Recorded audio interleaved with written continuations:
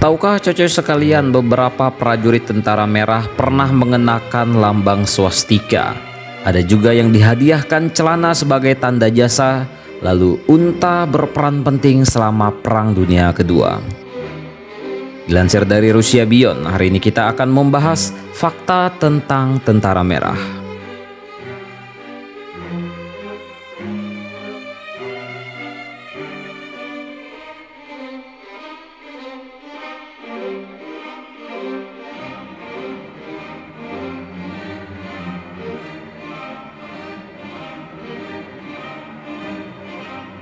Fakta pertama, pada masa Soviet, Tentara Merah merayakan hari besarnya pada tanggal 23 Februari.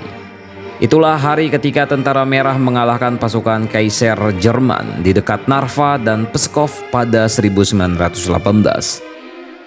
Keputusan pembentukan Tentara Buruh dan Petani Merah diumumkan secara resmi pada tanggal 28 Januari 1918. Seharusnya tanggal inilah yang menjadi hari libur nasional. Namun pemerintah gagal merayakan ulang tahun pertama Tentara Merah pada tahun berikutnya gara-gara birokrasi. Karena itulah perayaan tersebut ditunda hingga Februari.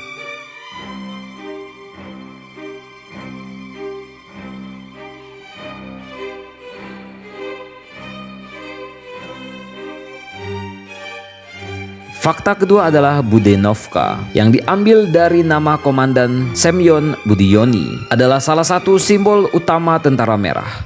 Konon desain topi berbahan Brudkluts itu dikembangkan pada tahun 1918 dan diperkirakan sebagai bagian dari seragam Tentara Merah pada tahun berikutnya. Namun ada pula yang mengatakan bahwa Budenovka dirancang pada tahun 1915 selama Perang Dunia Pertama. Topi itu hendak dipakai tentara Rusia saat berbaris memasuki Berlin dan Istanbul yang berhasil dikalahkan. Tak sesuai rencana, Rusia justru kalah perang. Akibatnya topi itu dibiarkan berdebu di gudang sampai akhirnya ditemukan oleh Tentara Merah. Budenovka diganti setelah Perang Soviet-Finlandia karena topi itu sama sekali tak menghangatkan selama musim salju yang parah.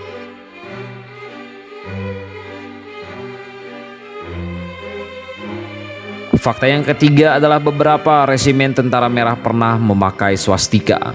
Simbol Arya kuno ini merupakan elemen dalam lencana bordir unit-unit suku Kalmyk yang beragama Buddha. Mereka bertempur melawan Tentara Putih Anton Denikin di Front Tenggara. Tentara Merah menggunakan lambang swastika hingga tahun 1920.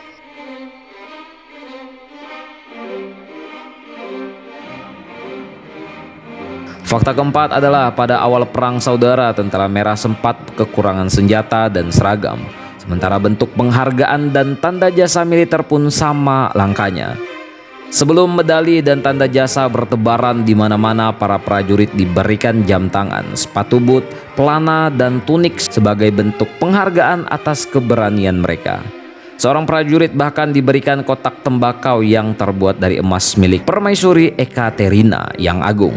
Sementara dalam pasukan kavaleri pertama, celana berwarna merah menjadi tanda penghormatan bagi seorang prajurit.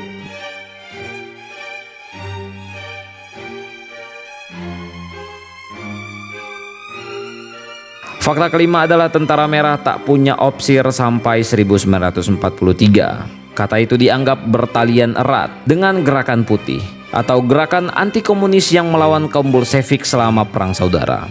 Alih-alih opsir atau perwira, Tentara Merah memiliki komandan. Tentara Merah bahkan tak menggunakan oplet atau hiasan berupa lidah-lidah yang terletak pada bahu seragam perwira militer sebagai tanda kepangkatan lantaran dilarang.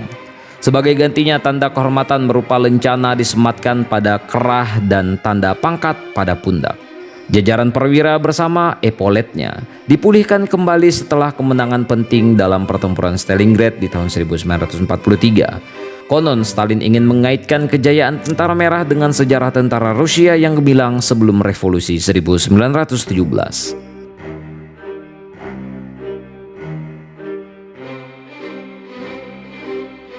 Fakta keenam, pada suatu waktu Tentara Merah memiliki unta tempur dalam barisannya. Mamalia padang pasir ini dikerahkan bersama pasukan cadangan ke-28 di dekat Astrakhan selama fase awal pertempuran Stalingrad pada musim panas 1942. Lebih dari 300 unta digunakan untuk mengangkut pasokan dan artileri. Mereka melakukan perjalanan jauh dari tepi sungai Volga ke Berlin.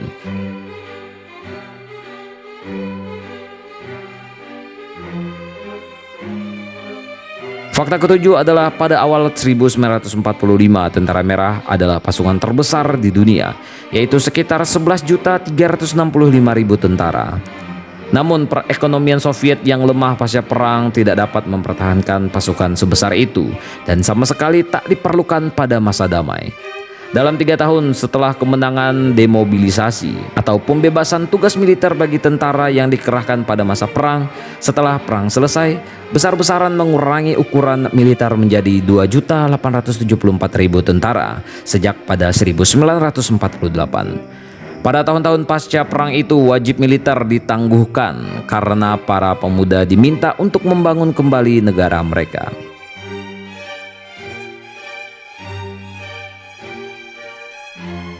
Fakta ke-8 adalah pada tahun 1946 Tentara Merah mengubah nama resminya menjadi Tentara Soviet. Stalin berpikir bahwa kata Soviet akan membantu menyatukan seluruh negeri dalam ideologi sosialisme demi membangun negara.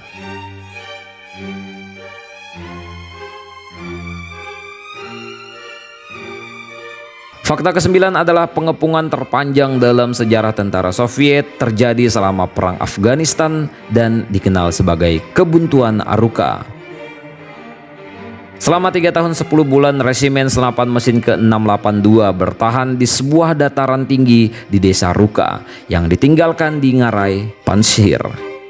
Dikelilingi pegunungan di 3 sisi, tentara Soviet menghadapi tembakan senapan dan mortir pasukan Ahmad Shah Massoud, pemimpin militer Afghanistan yang berjumlah 13.000 militan sepanjang hari.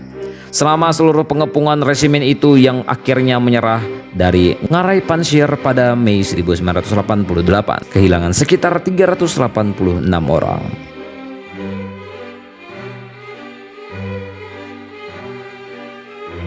Dan fakta yang terakhir adalah latihan terbesar dan paling mengesankan dalam sejarah tentara Soviet adalah Zapad 81.